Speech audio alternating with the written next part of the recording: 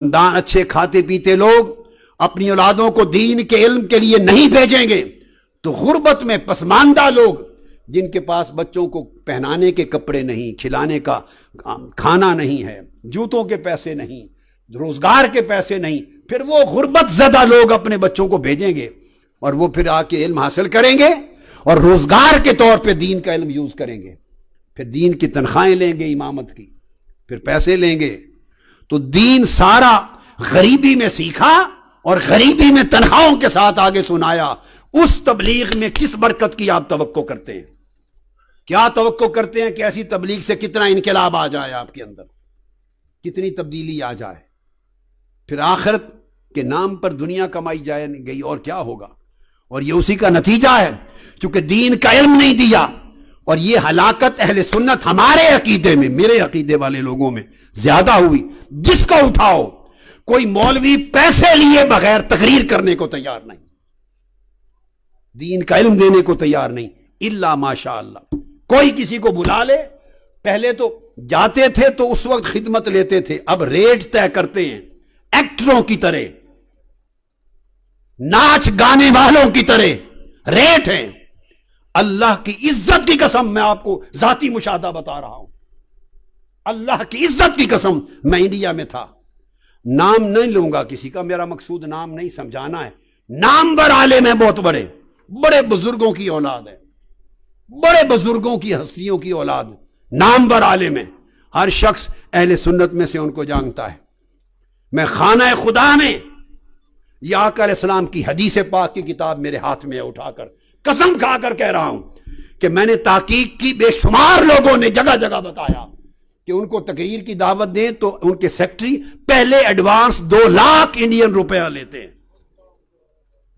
اور بڑھاپے کا عالم یہ ہے کہ تقریر کی آواز نہیں نکلتی۔ 2 لاکھ انڈین روپیہ، پاکستانی 4 لاکھ وہ لیتے ہیں، جہاز کا ٹکٹ الگ، ہوٹل الگ، اور پھر آتے ہیں۔ بے شمار شہروں میں لوگوں نے اس بات کی تصدیق کی، خود جنہوں نے پیسے دیے، جن سے مانگے گئے۔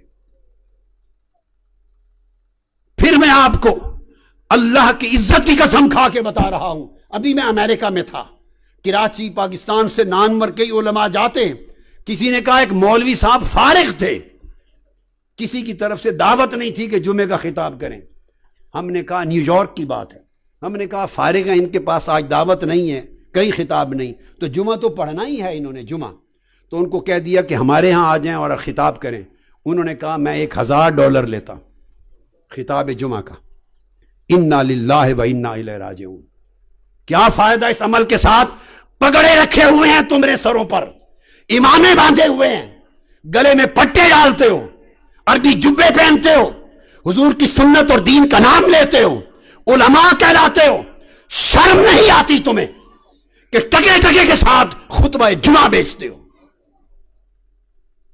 دین کی تقریریں بیچتے ہو؟ پھر اگر تمہارا اور ہمارا میں اب یوں کہ اگر ہمارا عمل دین کے نام لینے والوں کا یہ ہوگا تو پھر لوگ تمہیں بلائیں گے یا کنجروں کو بلائیں گے، گانے والیوں کو بلائیں گے؟ فرق کیا رہ گیا؟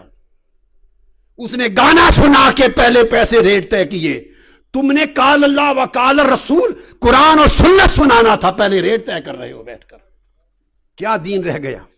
اور یہ وبا ہمارے مسلک اہل سنت میں زیادہ پھیلی ہے، دوسرے لوگ بھی لیتے ہوں گے مگر اتنے گھٹیا، اتنا نیچے نہیں گرے ہوں گے، شاید اپنے پردے داری میں لیتے ہوں گے۔ آخر ہر کوئی زندہ ہے، ہماری طرح تو کوئی نہیں کرتا کہ نہیں لینا، اور شراب اور خنزیر کی طرح حرام کر دینا، اس طرح زندہ نہیں رہا جا سکتا۔ لوگ لیتے ہیں، لوگ ان کو عزت سے دے دیتے ہیں، جیب میں ڈال دیا، مانگتے نہیں ہیں، خدمت کر دی، تکریم تعظیم کے ساتھ کر دی، تو کچھ لوگ پھر کچھ رکھ رکھاؤ اور عزت رکھتے ہیں، ادھر تو منگتے بن گئے ہیں، ریٹ طے کرتے ہیں۔ یہ علماء کا الا ماشاء اللہ یہ عالم، اور اب نعت خانوں کی یہ ہے کہ 4 لاکھ، جتنا بڑا نعت خان ہے پہلے ریٹ مانگتا ہے، اور پھر نعتیں سنا کے عشق مصطفیٰ کی بات کرتے ہو۔ شرم سے ڈوب مرنا چاہیے تمہیں۔ کون سا عشق مصطفیٰ کا؟ جس رسول کی نعت سنانے کے لیے تم رات کو 2 لاکھ 3 لاکھ 4 لاکھ کا ریٹ لو۔ یہ خبر ہوگی مرنے کے بعد، جب چہرہ آقا کا سامنے ہوگا وہ کہیں گے بدبخت میری نعت پر پیسے مانگتا تھا لوگوں سے، ریٹ بناتا تھا۔ اس عشق مصطفیٰ کی تلقین ہو رہی ہے اس مسلک میں؟ بولیے آپ کے تجربے ہیں یا نہیں؟ یہاں ایمان سے کہیے ہیں کہ نہیں؟ جب بلاتے ہیں تو ریٹ طے کرتے ہیں کہ نہیں نعتوں کے؟ ہاتھ کھڑا کر کے بتائیں ایمانداری سے، گواہی دیں، گواہی دیں۔ اونچی ہاتھ سے جن کا تعلق مساجد سے ہے، انتظامیہ سے ہے، ریٹ مانگتے ہیں، نعتوں کے مانگتے ہیں، قرآن کی قرات کے ریٹ مانگتے ہیں، تقریر علم دین کے بیان کے ریٹ مانگتے ہیں۔ کیا آقا نے یہی تلقین کی تھی امت کو؟ یہی سبق سکھایا تھا؟ صحابہ کرام کا طرز عمل یہ تھا؟ امام حسن بصری ایسے تھے؟ امام اعظم ابو حنیفہ اس طرح دل پڑھاتے تھے، ریٹ بناتے تھے؟ امام مالک کا یہ طرز عمل تھا؟ امام شافعی کا، امام احمد بن حنبل کا، داؤد طائی کا، حسن بصری کا، حضرت اعمش کا، سفیان الثوری کا، جنید بغدادی کا، سرکار غوث العظم کا، خواجہ غریب نواز کا، داتا گنج بخش علی حجویری کا، ارے جنہوں نے دنیا میں دین پھیلایا، وہ ریٹ بناتے تھے، لوگوں سے پیسے مانگتے تھے؟